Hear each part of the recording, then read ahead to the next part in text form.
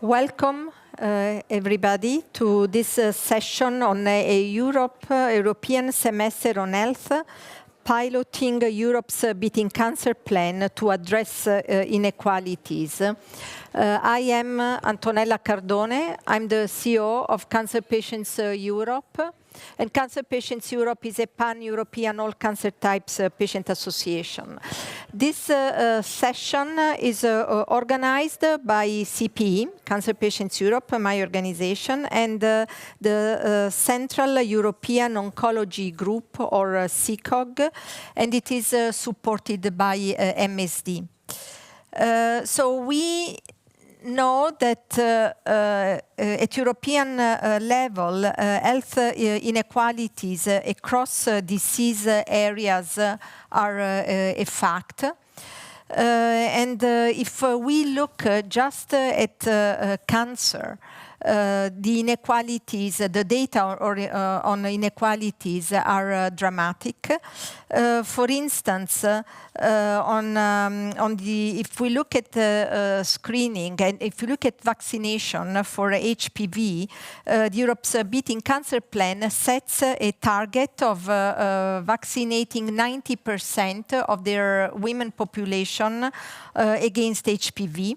But in Poland, the national target is only 60%. So even if in Poland they reached the target, there would be a discrimination, an inequality compared to other countries across Europe. Also, if we look at screening programs. There are countries, screening programs, for instance, for colorectal cancer. There are countries like Cyprus, Bulgaria, and Romania, where the screening level is 5%. But there are other countries like Denmark, where the screening level is up to 76%. And also time to access across Europe varies dramatically. It goes from almost day one after the EMA approval in countries like Germany, but it may take 3 years or never in some other countries like Lithuania. So in this session today, we would like to discuss the possibility to use an additional mechanism, additional to the Europe's Beating Cancer plan mechanism to reduce inequalities across Europe.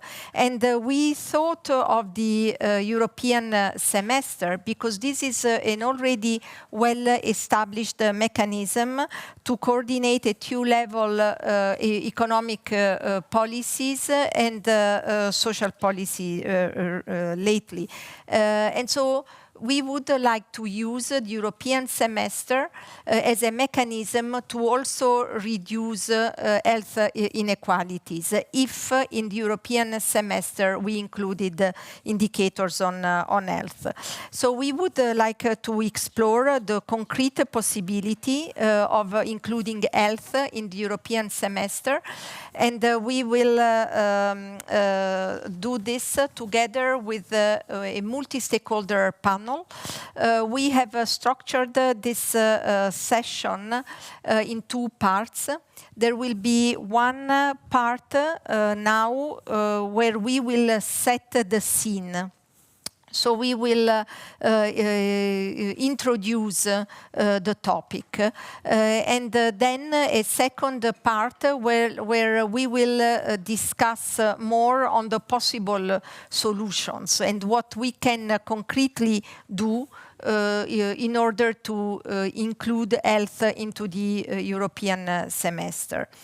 You have received a colored card coming inside the room. Please keep it because you will use it later. And that is for the interactive session. So in the second part, you will be divided in 3 groups, and each group will discuss one specific topic. And we also have participants joining us online. And so we will do our best to also capture their comments or questions at the end of the first panel discussion, and then also at the end of the second part. So now I introduce the speakers of this first panel discussion. So we have Professor Krzysztof Zielinski, who is president of CCOG, the Central European Cooperative Oncology Group. Then we have Silvia Ganzerla, policy manager at EuroHealth.net. And then we have a speaker online, Marie-Lise Corbex. And she is a senior technical officer at WHO. She will stay with us for the entire panel discussion. We will also have in this first part a pre-recorded video message for Vytenis Andriukaitis. Is now MEP, but many of us may remember him attending also Gastein as a Commissioner of Health in the past. So now I go straight to Professor Krzysztof Zielinski. And I have a question for you. So Professor, so he's an oncologist. So from an oncologist perspective, what are the persisting inequalities in patient access to cancer prevention, treatment, and care that all too often lead to a situation in which where you live determines if you live? Thank you very much, Antonella. Thank you very much, Antonella. Thank you for leading this entire initiative, which is extremely important for patients and even non-patients in Central and Southeastern Europe. Now, I'm presiding the Central European Cooperative Oncology Group, and we're doing there quite a bit of controlled clinical trials, phase 2 and phase 3 trials. Were quite widely published. And while we were doing this and we were concentrating on Central and Southeastern Europe, we found an enormous number of shortcomings, which more and more came to our attention, which in my view and in our view really necessitate improvement.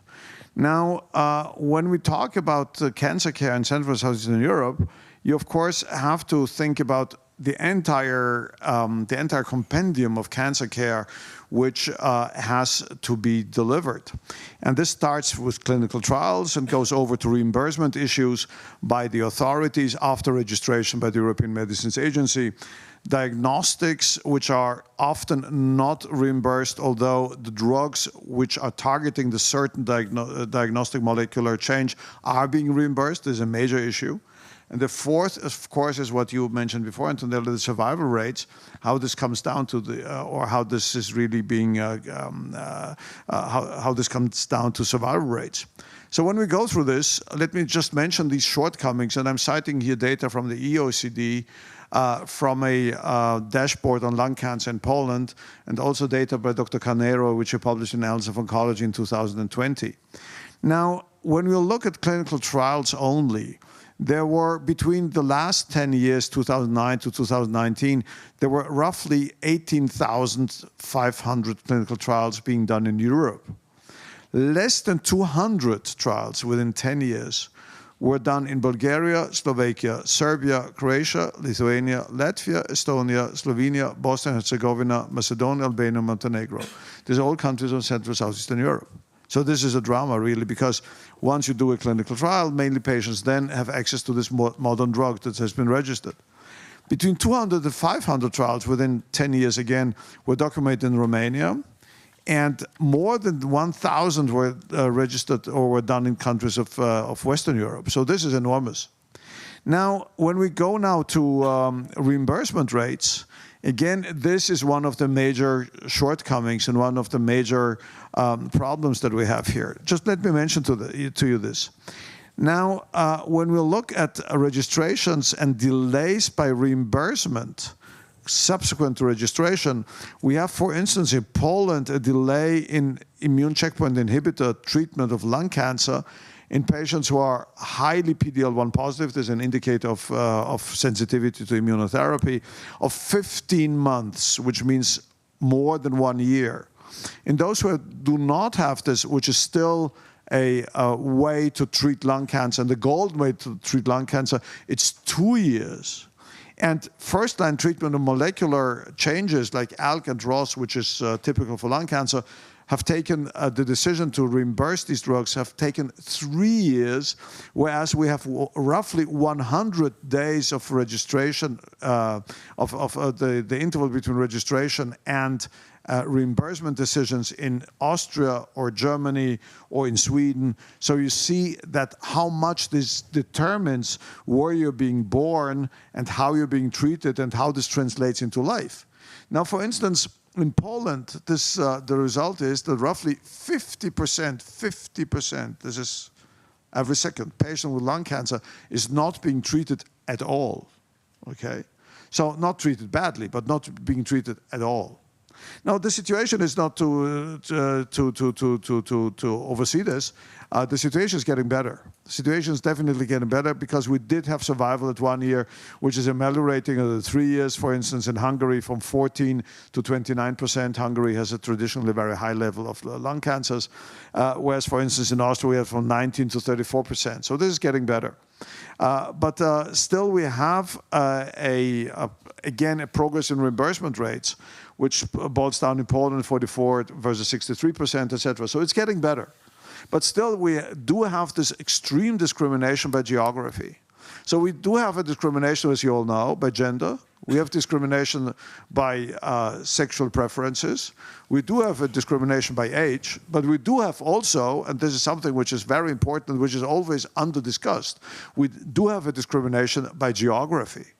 So the result is that we have a lot of patients coming who can afford it, who are coming from these countries to, for instance, Austria or Switzerland or Germany to be treated here in order to get access to the most modern drugs.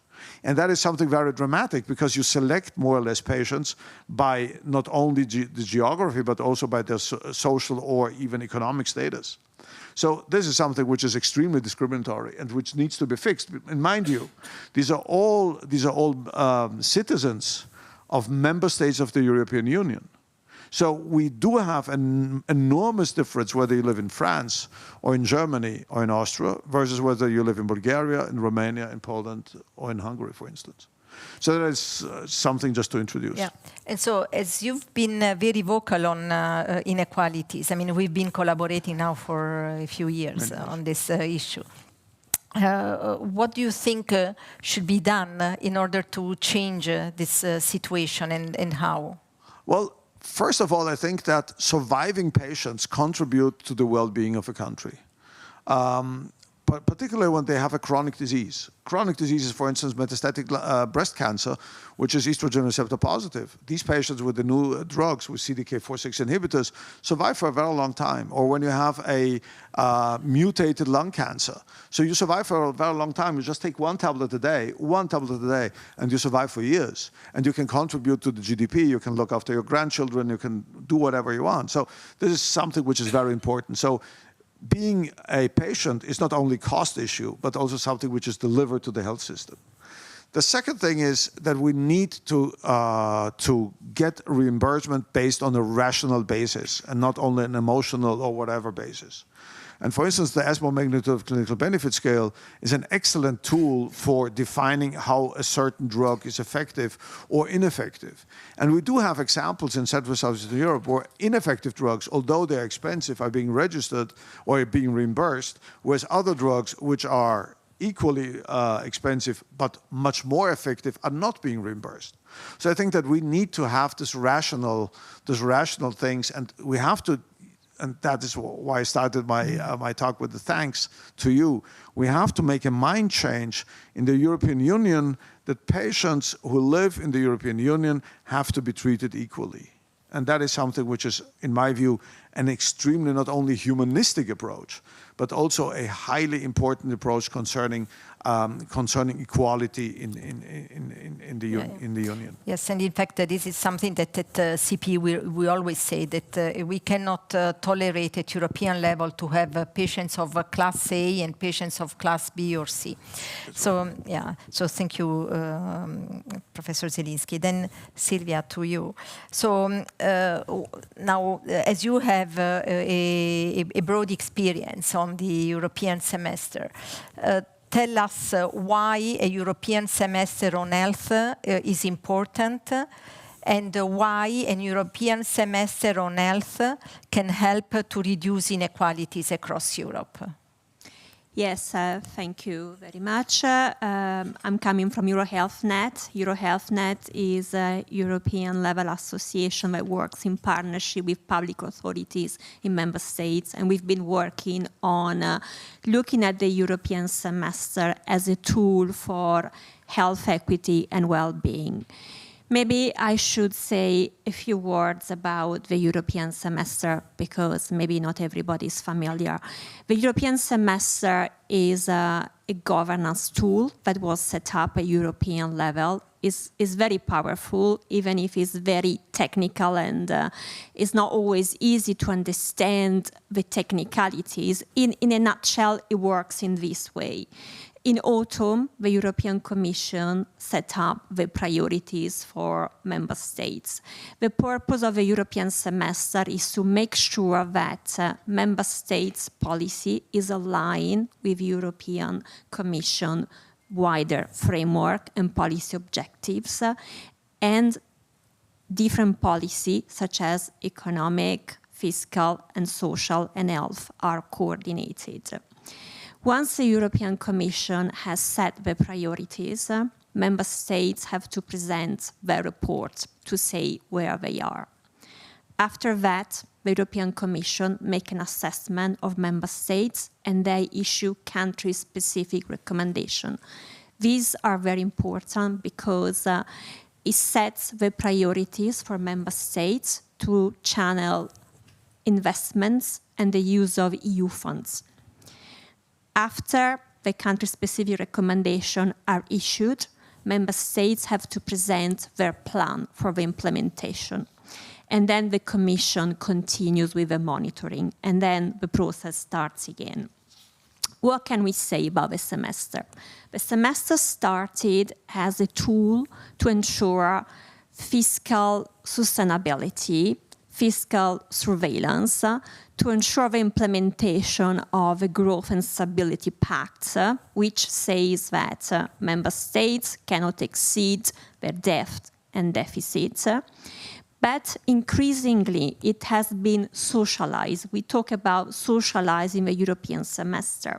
It means that considerations about well-being, about employment and social inclusion became more important.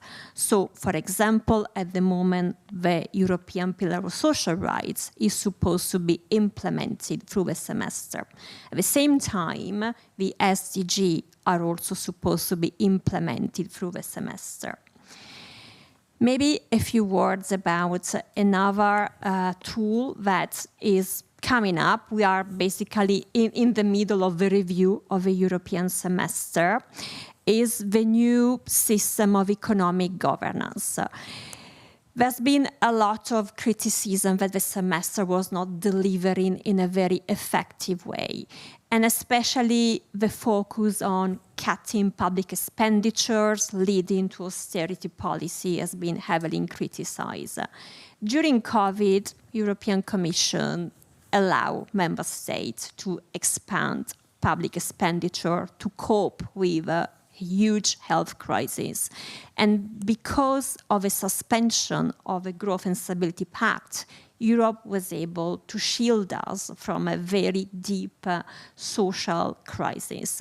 So Europe, if wants, can deliver and can make the semester a tool for embracing and fighting inequalities and ensuring social inclusion. We are now at the process where the Commission has realized that the previous semester process was a bit shortcoming in looking at investments at national governments. So in the future, starting actually from now, September, member states have to prepare their national reform plan looking at a long-term plan of up to 7 years.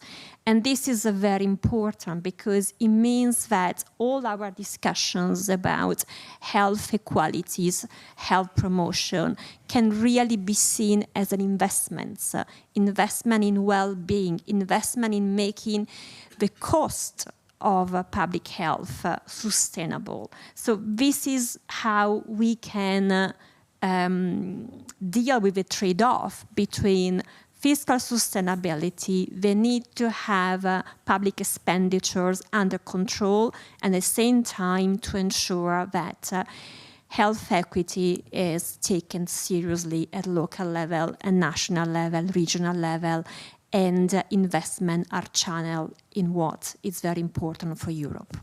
So thank you. One short question for a short answer.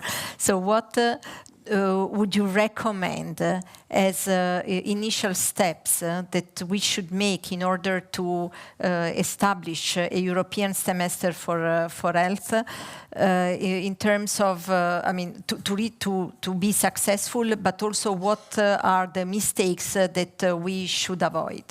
Yes, that's a very interesting question. There are some lessons that we can take into consideration. And actually, this is the right time. We have a new commission with a new mandate. And Ursula von der Leyen has put the semester at the core of her strategy. So it's very important to make sure that at a European level, the different DGs, including the Direction General that is dealing with health, is fully on board in the semester process. At the moment, we have the DGs working on economic, employment and social. We need to also have a policymaker from health being represented and making sure that there's a strong coordination. It's important that in the semester, all the stakeholders are engaging in making the implementation of the semester a reality. And then under the pilot at the moment of the social convergence, European Commission is monitoring a number of indicators of health. It's very important that when there's an imbalance between member states on health, there's a translation in the country-specific recommendation. At the moment, it's not automatic, and this is a big weakness of a European semester. We need to make the pillar about social and health stronger and more enforceable, because at the moment, you still have fiscal and economic consideration that are more important than social and health consideration. Thank you, Silvia. So we have heard what inequalities are and what inequalities practically mean for patients, and so specifically for cancer patients. So it is a matter of living or not, surviving a cancer diagnosis or not. And we've heard what a European semester is, and how it could integrate health and what that would mean for the citizens. So now I pass on to Marilis Corbex from WHO here online. And she can tell us, learning from the WHO experience, how we can move from international or European policies to the implementation at country level. So also based on the Europe's Beating Cancer Plan, because we know that the Europe's Beating Cancer Plan is a nice policy on paper, but then when it comes to the implementation in the member states, there are some challenges. So over to you, Marilis. Thank you, Antonella. And so based we have also our guidance at WHO. And for example, when it comes to primary and secondary prevention, we have the list of WHO best buys, which are in fact policies which are the most cost effective and are all very evidence based to prevent cancer and other NCDs. And there are policies like enact and enforce restriction on the physical availability of retail alcohol via reduced hours for sale, for example. And we see that only 8 countries in the EU have really enforced that, or policy on taxation on sugar sweetened beverage. Only 7 countries in the EU have such tax. And there are many challenges, but based on our experience at WHO, one of the most important reasons why our recommended policy are not implemented at country level or are not implemented correctly, because we also recommend screening, for example, but it's not population-based and it creates sometimes more inequality than it reduces inequality. One of the main reasons is the influence of the private sector protecting its interest, and it's very much the elephant in the room. But we have decided to really address this issue. And for example, 2 years ago, we published 8 articles dedicated to commercial determinants along the cancer control continuum. And maybe your colleague can put this publication as well as this NCD best buys in the chat. But the commercial determinants play for primary prevention, for screening, for diagnosis, for treatment. Just let me give you an example. So we recommend, and the EU recommend, population-based mammography screening for women, and this has been implemented in all EU countries. But we also recommend breast cancer early diagnosis for the women who are symptomatic, for them to be diagnosed and treated rapidly and adequately. But this dimension is plus or minus ignored in many EU countries. While this is typically a policy that can tremendously reduce inequality, first you need to know that participation in mammography in countries where participation in mammography program is around 80%, like Denmark, only 35% of all breast cancer patients are identified through the screening program. This is normal, this is expected. So the question is, what do we do for the other 65% of breast cancer patients? And in Denmark and in other Nordic countries and UK, they do this early diagnosis program. They have been put in place since decades. They are still under improvement, but they have already resulted in very significant increase in survival. However, in most EU countries, people continue to speak only about screening when you speak about cancer early detection. Rapid diagnosis is not on the agenda. And why? One of the reasons is the vested interest benefiting from this focus on screening. Of course, there are other reasons, but you need to know that in the EU, people eligible for breast, cervical, or colorectal cancer screening represent 230 million people per year. So it's a big market. And I hope it is not the only reason, but why at the end we all end up discussing screening when in fact less than 10% of cancer are found thanks to screening in countries like Denmark, where they have super good screening. I really ask you the question. I'm not sure, I don't have an answer, but I think this commercial determinants are really important to consider. So thank you. Can you also tell us about the challenges and the opportunities in implementing policies at country level? I did not hear the beginning of your follow-up question. So what are the challenges and opportunities in implementing policies at country level? That's what I tell you when we go to the Ministry of Health saying we have a policy that can help you to save money and to save people's life, and it's not still not implemented 3 years after when we come back. We realize that the commercial, the vested interest, the commercial interest of some companies, but also of the private doctors, is one of the main issues we have to deal with in countries. Of course, there are also lack of knowledge, but this can be tackled easily. Or real difficulties with these commercial determinants.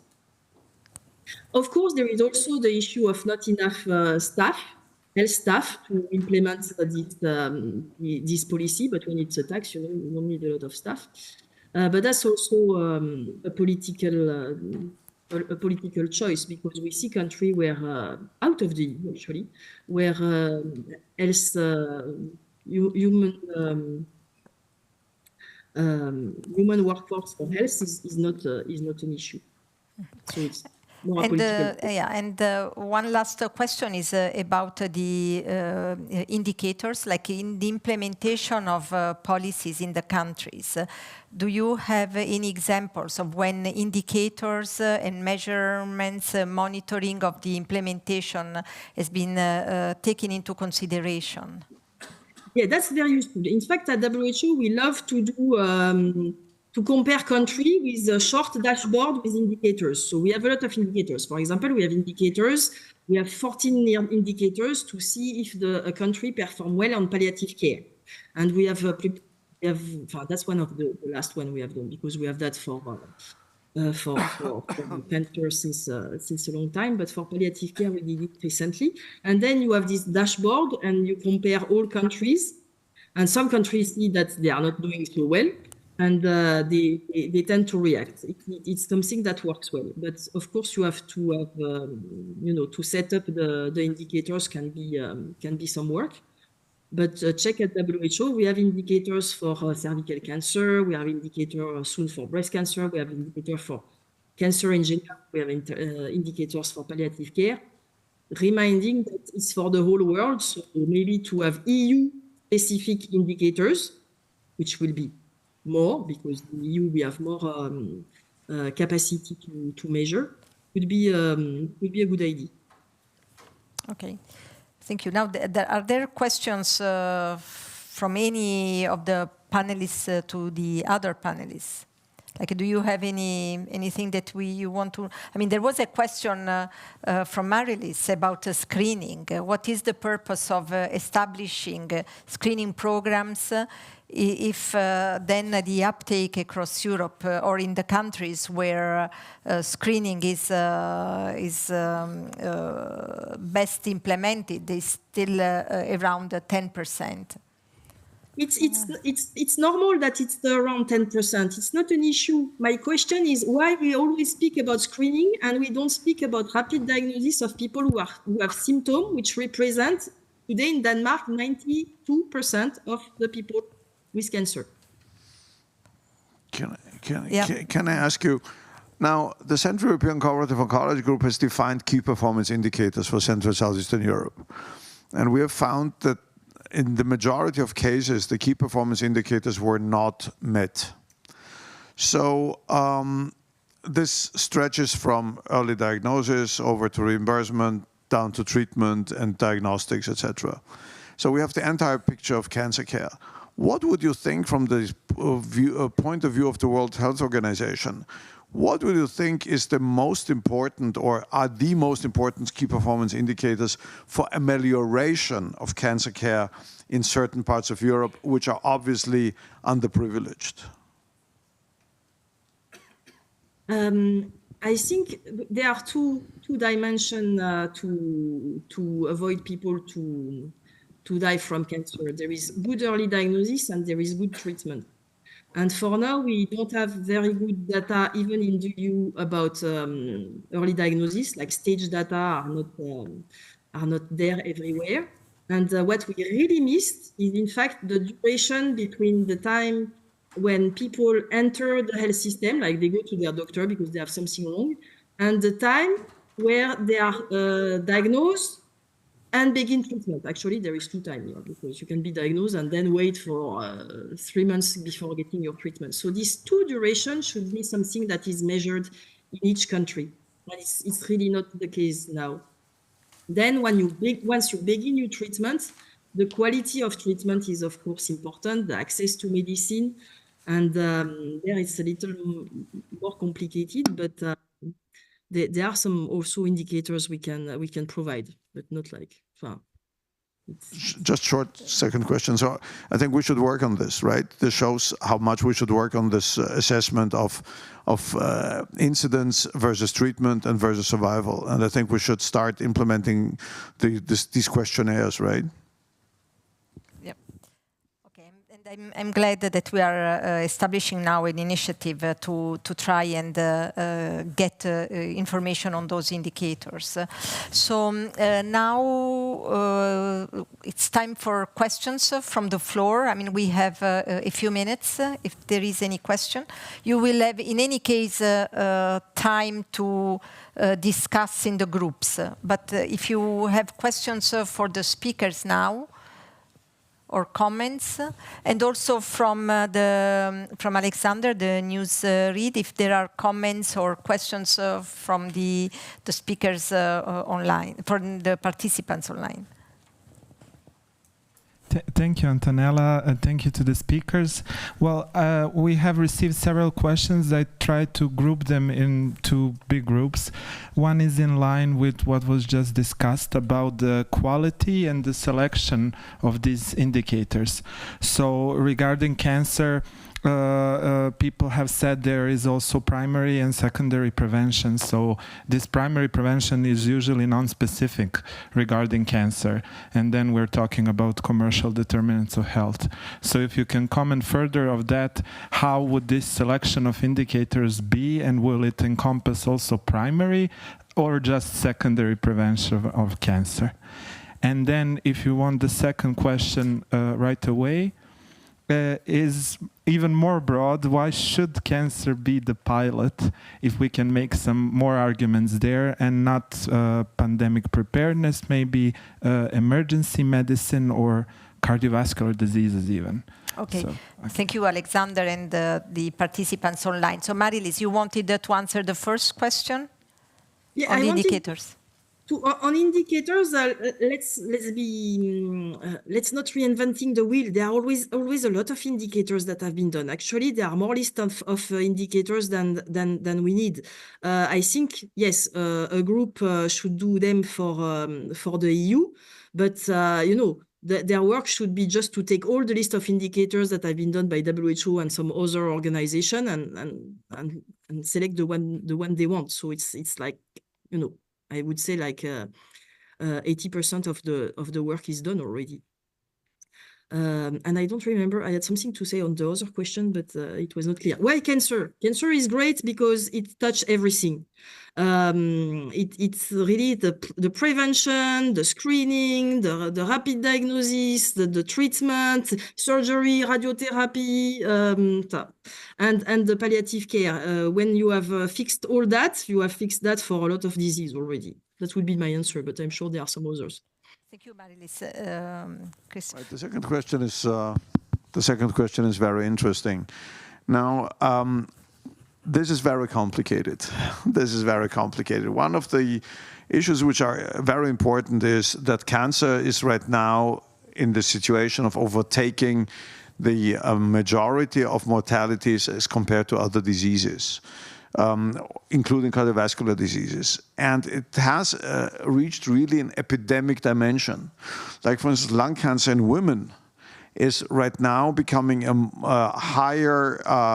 getting a higher incidence of mortality or morbidity than, for instance, breast cancer in certain countries. You mentioned Denmark. Denmark is a good example for this.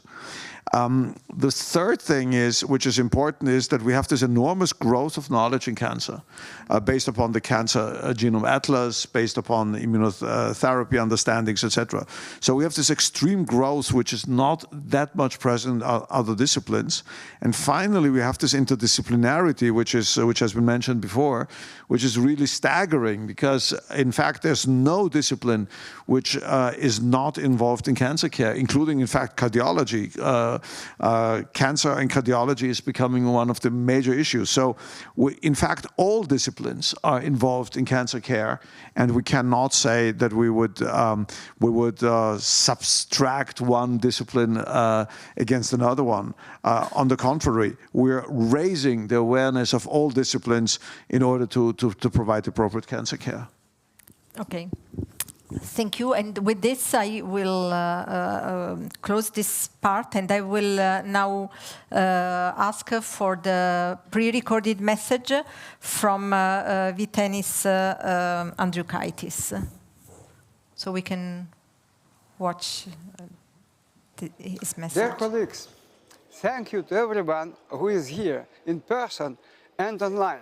Firstly, I would like to apologize for not being able to be present in person at this important meeting.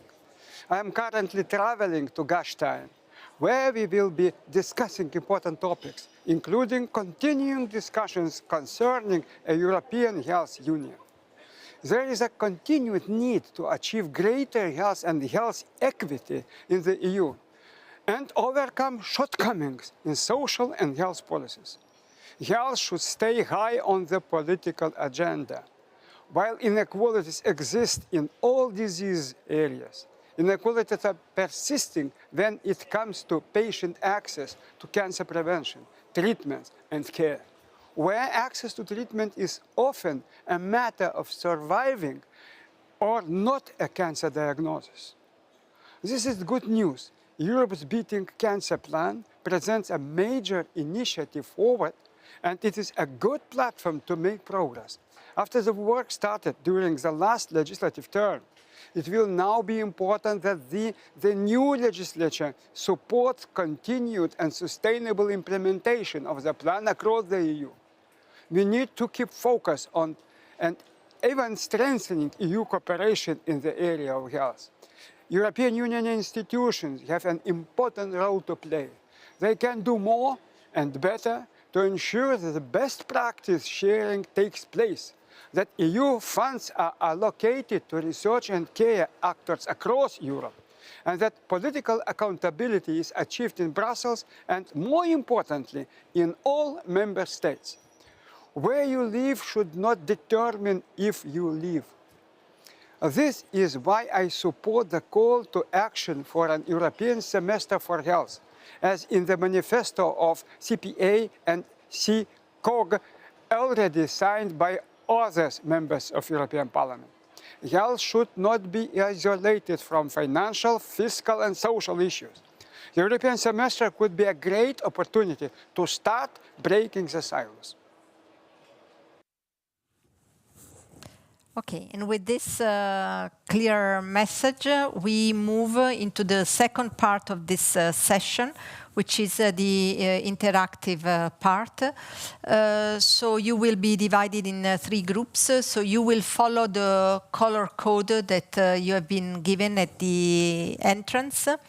And you will join one of the flip charts. You see that there are 3 flip charts. One is a bit hidden there. So you follow the color. There will be 3 moderators, and they will then be panelists. So these 3 moderators are Alexander Rodiger, who is Associate Vice President, Global Lead Oncology Policy at MSD. Then Alina Comanescu, who's the founder of the Community Health Association Romania. She's also a cancer survivor and a patient advocate. And then the third group will be led by Josephine Mosset. She's a young Forum Gastein. And she's also policy officer at CP, at Cancer Patients Europe. So each flip chart will discuss about a specific topic. So we'll have a question to answer. So the 3 questions are the following. So the question led by, where the discussion will be led by Alina Comanescu, is about the role of patients in a European semester of health, and how can the patient voice be secured.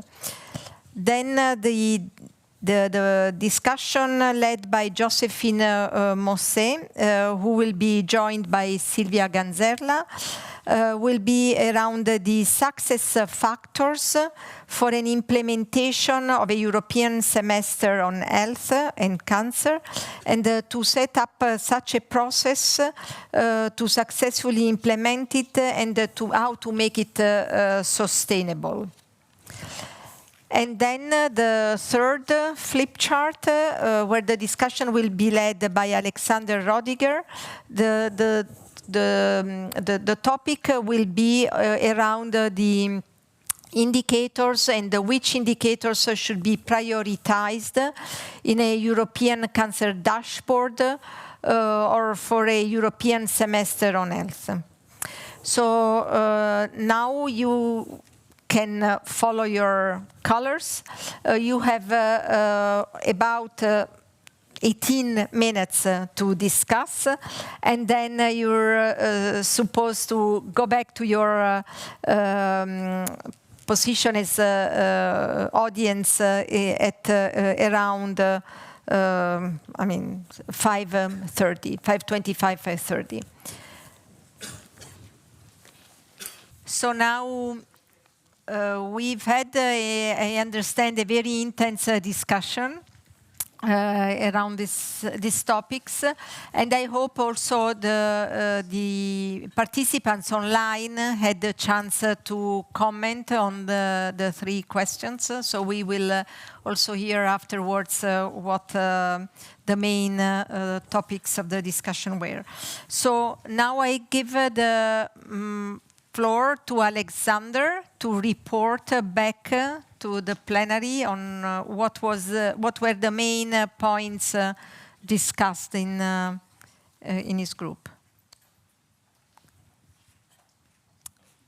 I think it was working before. Okay, now does it work? Okay, good. Yeah, we had a really a lively discussion, because when you talk about indicators, then it's about this is too specific, this is too general.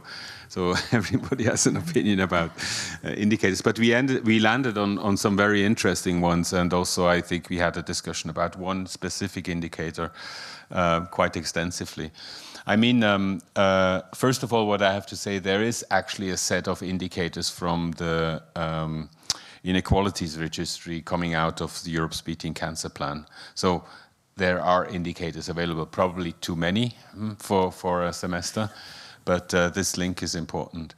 Then what came out as a priority, I don't go through all of them, is certainly survival incidence, so that you know how many, what's the 5-year survival of cancer patients in a given country across Europe. Then how many people get cancer. This would also, for example, this gives you a view on how well prevention programs, for example, are working. Then survival versus spending on cancer was an interesting one, to see a bit whether there's a correlation. Then the one which was created a lot of discussion is patients still able to work, the number of patients still able to work. And this is quite a complex indicator, because it covers how fast they are diagnosed, how well they are treated, how accessible treatment is. And I think that was mentioned several times, it also has a positive connotation in the sense of, because it shows the value of cancer care or doing cancer. And the last one, which came up last minute, but is certainly as important, is the accessibility of cancer diagnosis and care. So, and in two ways, so time to diagnosis, but also availability of diagnosis versus, for example, prevalence. I don't know if anyone wants to complain that I didn't summarize properly, then please do so. So good. Thanks, Alexander. That was a very good summary, and you came up with some concrete indicators. There was a good discussion. Josephine. Yeah. Thank you. Thank you. So the question that we tried to address in a short time was, what are success factors for an implementation of a European semester on health, cancer, to set up such a process, pilot, to successfully implement it, and to make it sustainable. So we broke it down in 3 different points and addressed each point. And so on the first point, to set up such a process, feedback was that, first of all, there needs to be synergies with other initiatives, such as, for instance, the European Beating Cancer Plan, so that we're not working in silos. Another indication was that we should increase indicators on health on the social scoreboards. They should be also institutional coordination. So DG Santé should be part of this process and have a say within the discussions.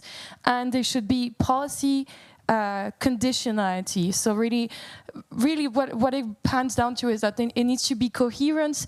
You need to include the institutionally DG Santé. You need to have synergies with other policy initiatives and programs. So then on the successful implementation, so some of the feedback that was that there should be country-specific recommendations. There should be a quantification of measurements. We should make social part of the semester include measurable indicators. So essentially, that was feedback to say cancer is great as a pilot for this. Social policy should be on the same footing as economic policy. We should have achievable targets so that we don't go, so that we try to actually achieve what we're set out to doing. And use the reports as tools for researchers. So finally, sustainability. How do you make this sustainable? So some of the feedback was, and I think that's like the key feedback, is that we need to make the point that investing in health saves costs. We need to make this attractive. We need to make this understandable by policymakers so that they actually want to put this in place, because too often policymakers still consider health as a loss instead of an investment. So I think that's really key within this process. Some of the feedback was that we need to implement mutual learning. It would be great to have trainings between countries. And one of the suggestions was that we should make the data talk. We need to show what you get from actually implementing those, putting in those indicators, putting in health within the process. So that's if one country is successful, the other countries, they see it and they want the same thing. So that's a really important point. And finally, we need to have a good budget size. So essentially putting the money where our mouths are. So really not just having the indicators and having no budget to go with it. So please let me know if I overlooked anything big. Thank you.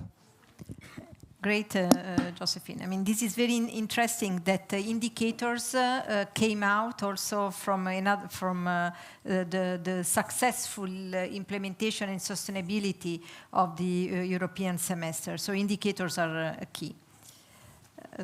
Alina, over to you. So the patient's input into the semester. As I was joking, the center of the system, right? Yeah. Sometimes the Pluto planet. But thank you very much for all the participants of our working group, because they were so diverse from the professional point of view, and their feedback was very important, and I tried to somehow downsize every information that we've got, and the conclusion is that the patient voice should be included in each step of the European semester. I'm sorry. So patients should be actively involved from the start. If you are talking about EU policy or cancer strategy, national and EU cancer strategies. Why? Because we know best which are the challenges, which are the barriers that a patient is facing, like you said, from the screening stage to the diagnosis stage to access to treatment and even to the palliative care stage. So that's why we have to advocate for equal access and high quality health care. And because I used to be a corporate, is define, analyze, measure, implement, and control. So we define and analyze, now we have to measure. And the idea of how to measure this impact of the policy in the health area came from the representative of Health Ministry of Austria. And he suggested to develop a mechanism that include the patient-reported outcomes in order to assess the performance and somehow to try to adjust the lack of let's say, solution when they arise. What is very important also in my point of view is that patients should be included in the monitoring and evaluation scene, because again, we are the ones that are facing the health system, so we know if a policy succeeded or not, if the policy address all the barriers, address all the inequalities, address all the disparities, and we are the ones that might even give the solution. So I think that this is very important to include the patient voice from the start, from the policy elaboration to the implementation, the evaluation stage. But you know, sometimes I was wondering, as a patient advocate, how powerful are we? Because right now I think that we have a limited amount of power. We have the power to change only a small sector in the health policy or the health system. So we can advocate and for drug reimbursement. We can advocate for better access to clinical trial, but we cannot be the drivers of a structural change. Why? Because we need to. Okay, I was wrong. We can be, but we have to be united. We have to have a platform in order that our voice to be somehow gathered together. And somebody suggested even the European citizen platforms, because we can learn from the citizens how to advocate better for our cause. And what I think that part of the industry suggested was related to the regulation of the medical field, but also it was a very important and interesting suggestion just to create a shadow, a simulation of the European semester. But in order to do that, we have to take into account or to assess the efficiencies and inefficiencies, and somehow I'm trying to conclude my speech with one of the recommendations of CPE and CCOG manifesto, that we have to develop more and more the inequality registry that right now is in place. Thank you very much. Thank you, Alina. And with this, I will move to the newsreader. Alexander, if we have any comments on those three topics from the participants online. Thank you, Antonella. Thank you, speakers. Much of it has already been said, so I will not repeat. I can just highlight three keywords that appeared from all the comments. So for the table number 1, our colleagues also mentioned the burden of informal caregivers that should be added. So not only the voice of patients, but their families and all the ones who are taking care and providing care. Then for the second table, we also, as a success factor, appeared the number of public health professionals who are actually dealing with NCDs and health promotion. So that might also play a big role in our success. And on that line, for the third table of the indicators, our colleagues mentioned something about health workforce, who is going to provide these services, and what about the inequalities and migrations of the workforce across Europe. So that shouldn't be left out. I can conclude with those keywords. Otherwise, we have some questions. If we have time later on, we can address them, or do you want to take them right away? Well, let's, one question we can take. One question, mostly, so this will cover several actually. How can European semester incentivize greater investment? Can we maybe comment a little bit more on that? Or yeah, that's it, thank you. If you like. answering this question? Yes, should I come from the floor? Or, Yes, thank you. It would be great to have a solution, a very easy solution to incentivize, investments under the semester. Let's say that it is a priority now under the review of economic governance. So it's a step in the right directions because now it's clearly written. I think that the point that came up about looking at health as a sector where if you invest, in the end, you make your public expenditure more sustainable is a big, big incentive. Thank you. Okay, and now with this comment, I will try to summarize what the discussion was and the main takeaways. So it came out clearly that the inclusion of the of health into the European semester is very timely. It's very timely because of the political moment at European level, as we have a new European Commission and the new European Parliament. I mean, the new European Commission soon, but we have a new European Parliament. So it's a good moment to start to push for health into the European semester.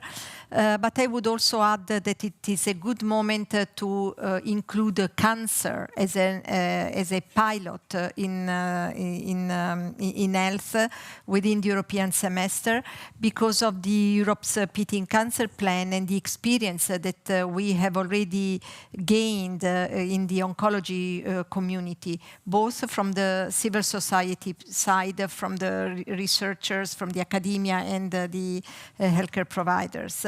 And then I would say that we need to use an existing mechanism such as the European semester to leverage health into all policy.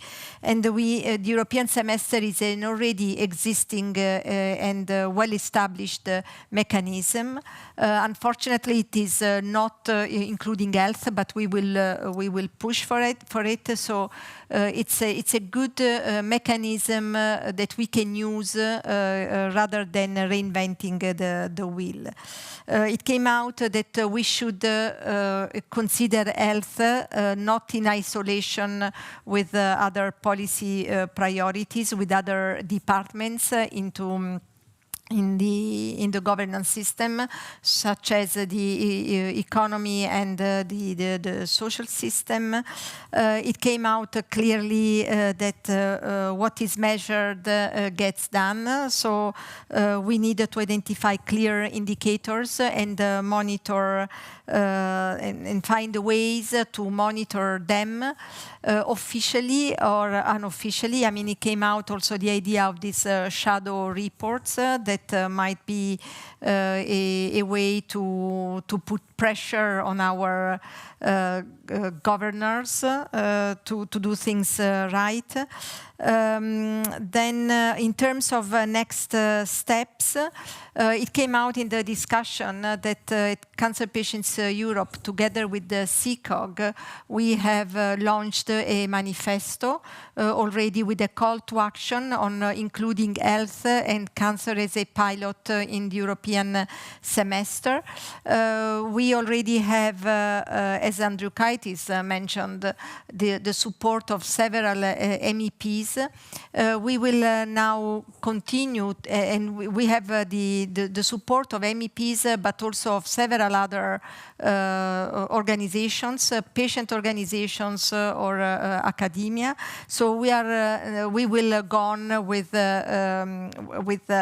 asking for endorsement, because we do believe, and actually it has shown to be successful, that once we present a policy ask, a call to action to policymakers to policymakers with a broader range of endorsements, it is more likely that we are heard of.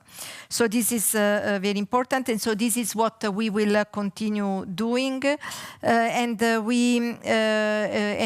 so we believe that starting with the stepwise approach, starting with cancer as a pilot, as the oncology community is ready for that.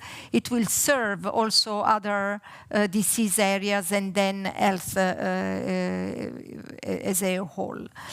So with this, I conclude. I would like to thank the speakers of this panel and the previous panel, Professor Zielinski, Sylvia, Marilis, and Andrew Kaitis from before.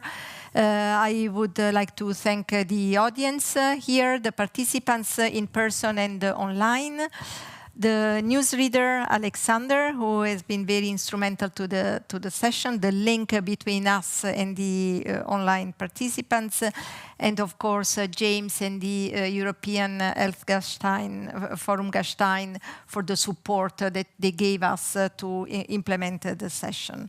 So thank you, and I hope you will endorse our manifesto. I see a hand raised.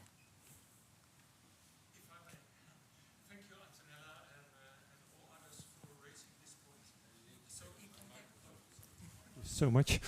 Nick Goldemont, Professor of Healthcare and Public Health. Thank you very much for this interesting session, important topic. I just want to mention two further endorsements and referring to an upcoming initiative in Romania. There is this, in October, this Transform Cancer Care Together at the 16th, I think, in Bucharest, where a lot of Central Eastern European countries and politicians also participating. So this could also be a way that we mobilize, for example, Moldova, they are there, Georgia is there, Armenia will be there. So it might be a sort of parallel way how to mobilize, let's say, political support from neighboring countries, which also could help to convince, let's say, the EU members in this approach.